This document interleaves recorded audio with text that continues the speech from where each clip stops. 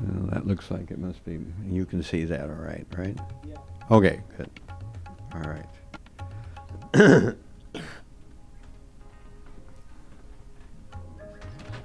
of the way.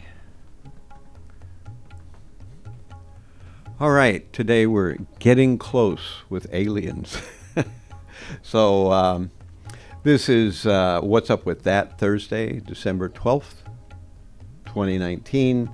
And in our paranormal series, we're discussing UFOs. And today, a little bit about close encounters. This will probably carry over into another session on another day, which will probably be next Thursday, actually. So we have these different sessions. And we're here at 26 2nd Avenue every Thursday between 7 and 8:30. And then we do about a 30-minute or 45-minute presentation. We do questions and answers and back and forth. And we're also hooked up with the center behind us here at 25 1st Avenue for a vegetarian dinner afterwards, if anyone's interested in staying for that. All right, so the YouTube channel associated with this series of talks is called Krishna Was Up. So if you go to YouTube and you punch it in. And I'm getting pretty good most of the time now. Right after I get finished with the talk, I'm putting it right up on YouTube. It may take a couple of days to get there, but it's up there. So there's a whole series there already. The whole UFO series from when we started it is up on YouTube. So I'm getting a little bit better than I was. All right, so we'll see how we go here. I'm going to give you a quick overview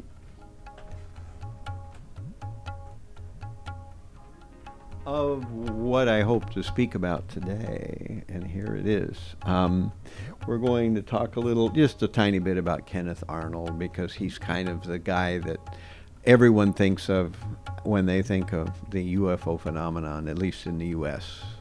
And we'll talk about the definition of a UFO. We'll talk about the contact scale, how being close to a UFO is, we've heard these terms before, close encounters of the first kind, second kind, third kind. We'll be talking about that a bit. And we'll talk about bizarreness, that's a part of the whole UFO phenomenon. And we'll talk about testimonies, mistakes, and hard evidence.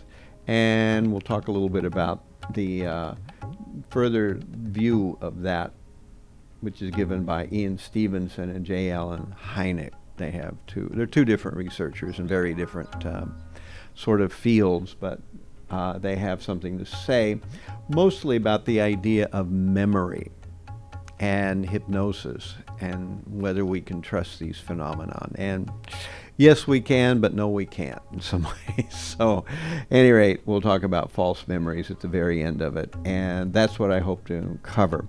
So I'm going to roar right into it here. And this is, of course, Kenneth Arnold in June 24th, 1947 in Mount Rainier, Washington. He was flying his own private plane. He evidently has a business in Boise, Idaho, or he did. And he was flying his own personal plane. And through the clouds, he saw something that he described as saucers. This is how we get the name flying saucers. Of course, they didn't exactly look like saucers the way most people think. This is what they looked like. He's got a picture of one here. They were kind of like crescents, one of those things that kung fu people throw around or something like that. But when he gave this description of these flying aerial craft, that's where the kind of slang stuck, flying saucers. Some newspaper reporter mentioned it, and from there on out we talked of them as flying saucers, or of course sometimes just UFOs. So interesting, Kenneth Arnold went on to be interviewed by many, many people at different times and different places. And eventually he got kind of fed up with it at about 1960 and kind of faded out. But there was a big UFO conference, a big one that happened at some point, and at that point he did a little speech for that. And he said, it's interesting that so long ago I saw these flying craft. And apparently it takes 15 million sightings for some people to take these seriously. So evidently, even though he was a pilot, and many other pilots and other accredited people, people with some degrees, some documents, some particular expertise, they say they've seen UFOs. Still, there's a contingent of people who don't take it seriously. Okay, so what is a UFO? Of course, UFO is an acronym for unidentified flying object. We all know that probably.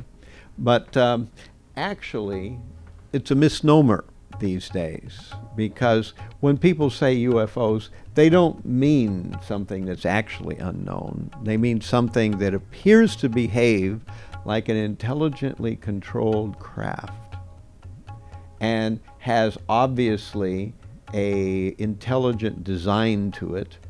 And in this way, they're indicating that this is it may not be known who exactly is piloting this, but it's not really identified, because unidentified could mean anything.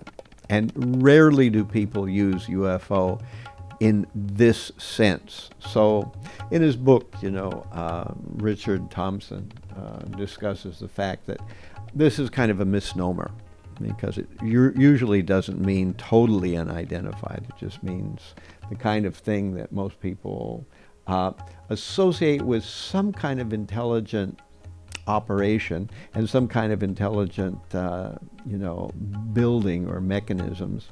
But at the same time, we don't know who it is. It doesn't appear to be an aircraft that anyone is commonly aware of.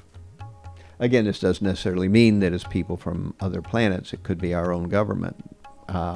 And probably there's an overlap of both. So let's talk about this scale of close encounters. This is something that started out with J. Allen Hynek. Of course, J. Allen Hynek founded the organization called CUFOS, or CUFOS. I don't know how they pronounce it actually, CUFOS. So they eventually did a get-together of many, many different people to try to document this UFO phenomenon. J. Allen Hynek, as we talked about last week, was an advisor to the military during the Project Sign, Project Grudge, Project Blue Book era. So he advised the military. And he started out as a skeptic, and as we said last week, he changed his view. And he felt that the government was just basically pressuring to say things that he didn't himself believe. And eventually he disconnected and started CUFOS and began to investigate UFOs on his own. And he came up with this scale. The first three are actually Hynek's definitions. He felt that a close encounter of the first kind was a visual sighting of something in the sky or on the ground, which could not be identified, within 500 feet. So you were that close. You could actually see some features to it. And that's what he called a close encounter of the first kind. Close encounter of the second kind was a sighting plus physical effects, where, there was a burn mark after the object was gone. Somebody's car stalled when the object flew overhead. There was some kind of sound. There was, some strange material left behind of some kind or another. There was some strange anomaly in the growth of plant life where the object was.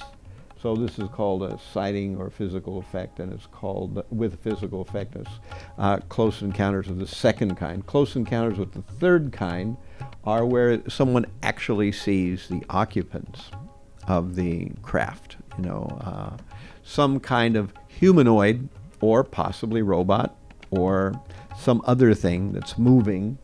And this is what Hynek classified as being close encounters of the third kind.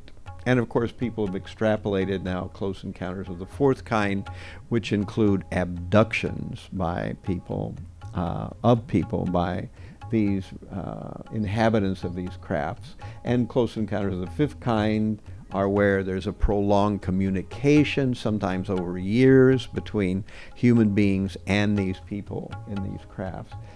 Close encounters of the sixth kind is where there's a death involved, where a human or an animal has been killed purportedly by these beings in these various crafts. And finally, close encounters of the seventh kind is human-alien hybrids. So some kind of idea of the aliens working together with humans and either inseminating them or doing some other kind of thing to create a human-alien hybrid. So this is kind of, from 1 to 3 is pretty well agreed, and a lot of people agree with 4. Of course, there's a famous movie. I never saw this movie, Close Encounters of the Fourth Kind, but, it's, these days, whenever you Google anything about Close Encounters, all you see is pictures from this movie, as if it's all there ever was about it. But at any rate, these are a kind of a scale of how different reports have come in over the years. Now we can ask, well, how many reports? Well, appears to be quite a lot. And many times, a lot of aspects of the whole UFO phenomenon are bizarre. Not just because it's UFOs or because it's possibly living entities from another planet or from some, certainly not known to us. It's bizarre for other reasons, that it appears that what we know of or what we think of as known physics is being violated in some way or another, or that something very strange is going on. Often these UFO encounters have an ESP quality to them, possibly traveling through walls, which is kind of a subtle phenomenon aspect to them, rather. And sometimes people do things that make no sense according to our own way of understanding the world. We've talked about before that in the process of investigating these various phenomenon, oftentimes credible people who are reporting these phenomenon will talk about the UFOs making right-angle turns, which we know airplanes can't do. They hover without making a sound and then move off at some incredible velocity. Sometimes they appear almost as if out of nowhere suddenly, and then they disappear almost the same way, off to nowhere, almost instantaneously vanishing off the radar, out of the visual focus or the visual perimeter of the people who are reporting these things. So when people report these things, some people only report the stuff that makes sense to them, and they don't report the other stuff. Other reporters, or people who have had these encounters, report the more bizarre things, even though they don't understand them, because oftentimes the people that are reporting them, some are not very scientifically schooled, so they're not aware that what they're saying is complete violation of what we modernly think of as our everyday physics. So these reports, they strike us as bizarre. And when we talk about it from a Vedic point of view, we did talk about that a little bit last week, we begin to see that some of these paranormal phenomenon are, and they're not just a tangential aspect of the UFO phenomenon. They're quite an integral part of the UFO phenomenon. It's common that people report the aliens not speaking, but communicating with them telepathically. We hear accounts of the aliens causing someone to be frozen. They can't move. They lose their ability to move their bodies. Sometimes we hear about people floating. Sometimes we hear about the aliens floating. And these things are all part of what make the whole phenomenon very difficult to study, because those who are very hard-nosed in believing that what we know today in the way of science has to be the bottom line, such people will find a lot of trouble with these kind of explanations. Of course, we'll talk a little bit about testimony, hard evidence, and mistaken sightings. UFO-CAT, which was, I think, set up originally by Suthos. Hi. Do me a favor, put your shoes there and grab a seat. So, UFO-CAT, I like that name. Makes you kind of think maybe it's cats and the UFOs or something like that. But anyway, it's a catalog of UFOs. It was actually started during the Project Grudge, Project Blue Book days. And it's a computer catalog of case sightings of UFOs. So what kind of numbers are we talking about? Well, as of 1981, it's a long time ago, there were 60,000 cases. So 60,000 cases, that's an awful lot. And this catalog, you can, it's for sale. You have to buy it on the internet if you want to actually look at it, you know. But I think they're going to try to make it available in some other way as time goes on. So this is the idea of UFO-CAT. And it is a listing of these various sightings, who saw them, what the circumstances were, what the credibility of the respondent was, what the circumstances were, what the weather was like, that kind of thing. So this was started, and it was kept up by a researcher named Sanders. I forget what his first name was. And he kept this thing, and then I don't know if he still manages it, but somebody's still managing it. It's still going on.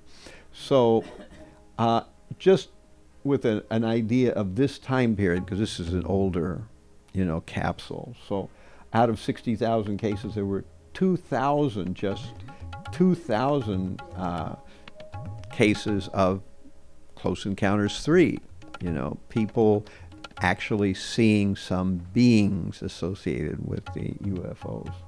And there was 200 cases of Close Encounters 4 where people were abducted. Of course, that's 1981, long time ago. I'm sure it's way, way bigger than that now. So Jacques Vallée in 1990 estimated there's something like 100,000 cases. Of course, there's no way to know these things. And what we do see, and what Dr. Richard Thompson makes a point of, is that oftentimes people do not report these things. Why? Because they put their own credibility at risk. In some occupations, this is suicide to even mention the fact that you have, you know, especially if you're in the military, you're told to shut up. If you're in civil aviation, you better not talk about it too much. You might lose your position as a pilot or your accreditation. If you're in some other field of work, then people may start looking at you funny, or you may start to develop a some kind of moniker or some kind of epithet that people associate with you to joke about you. So there's a huge amount. This is what I think is probably the most strongest evidence for the whole UFO phenomenon, that there are so many people who have reported them. And why would it be like this if this was not a real phenomenon? And many times people who research many of these different reports of UFO encounters can see that the people reporting them are not comfortable. They're not trying to make a name for themselves. They're not trying to make money. They're not trying to impress other people. In fact, they're worried that they're going to de-impress people by. So they have every personal motivation to just keep it to themselves, and some do. Some do for a long time. And of course now with this Dr. Stephen Greer, he's brought a lot of stuff out with this disclosure project, and many people who have contracts with the government and have worked in aviation and, developing these stuff have come forward, and put their neck on the line, because you have to sign these kind of, when you work for the government or a subsidiary of the government, you have to sign these contracts that demand that you do not disclose anything that they don't want you to disclose. And if you do, you could be fired, or something worse could happen to you. You could actually be taken to jail for breaking your promise to confidentiality. Of course, sometimes these accounts have come to the fore even 20 or 30 years after the original thing happened. And at any rate, let's talk number 4 really quickly here, misidentifications. Now, how many times is it that people see something and it really is just a weather balloon, or the planet Venus, or some star, or some flare, or some airplane, or craft that people do know and can identify? Well, this happens a lot too. It's not that it never happens.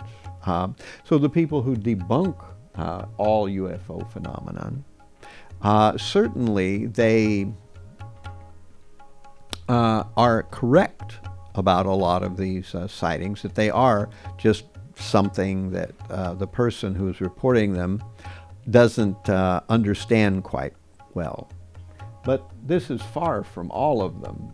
And I don't think anyone will ever be able to establish any kind of credible percentages or statistics here, because this area is so laden with, preconceived notions that whatever you said, there'd be the other side of the fence that would say something quite contrary to it. But we can see that, yes, it's true that people do mistake things that are not UFOs for UFOs. But this idea that there's so many people... Now, a new explanation has started to come to the fore, and that is mass hysteria, whatever that is supposed to be. Now, there is a really poorly researched, poorly documented thing, in the Middle Ages, people started dancing in Europe. And one person danced, and then the second person danced. And then people would dance and dance and dance and dance until finally their hearts would give out, or their feet would get bloody, and they would cave out and couldn't dance anymore. And nobody knew exactly why this happened. Somehow, this is supposed to be related to UFO phenomenon, that somebody sees a UFO and therefore other people also see them. But what's interesting is oftentimes with these reports that people give of their UFO sightings, they were people who didn't believe in UFOs before, and they were people who didn't study the phenomenon at all. But the accounts they give are strikingly similar to accounts other people give. So you have this overall statistical volume of issues or volume of sightings that just refuses to go away. So yes, certainly misidentifications are there, and also hoaxes and con jobs. It's obvious too. There are people who make a buck, and people who want to glamorize themselves, and there have been people in the UFO community who have made large claims and this and that and the other, and then later on been discovered to just be frauds, making things up. Okay, so I'm sure that happens too, and that probably also happens. And mostly hoaxes don't happen, because it's hard to do a good hoax, and it takes a lot of money and effort if you're going to do a credible hoax. And generally the people who do hoaxes are kids, and they don't have the tools or the knowledge to be able to do a really blown out hoax. So not many of the reported sightings or hoaxes. A far bigger number, of course, is misidentifications. A few con jobs where people are trying to make some money off it. And here's an interesting category: CIA mind and control experiments. That there have been cases of people who were abducted, but they realized that they weren't really being abducted by aliens. They were being abducted by some kind of government agents. And the government agencies were attempting to make it look as if they were some kind of aliens, or planning hypnotic suggestions, or repeating various mantras into the person's mind or something, so that the person would think that they had been abducted by aliens, when actually they'd just been a subject of a government mind control experiment. And this happened, of course, in the U.S., and it's happened in France and other places. And Thompson talks about some of these cases. So this also has been going on. Of course, the CIA mind control is definitely something that's no longer even some kind of conspiracy. It's out in the open. Everybody knows about MK Ultra and their huge, long, protracted program of subjecting innocent civilians in the U.S. and Canada to horrible mental tortures, with the idea of seeing how far they could push it, what would happen to a person if they were under certain circumstances, because they were afraid that China or Russia would have the upper hand in this research. And so, at any rate, but that's a whole thing in itself. I won't get into that, especially today.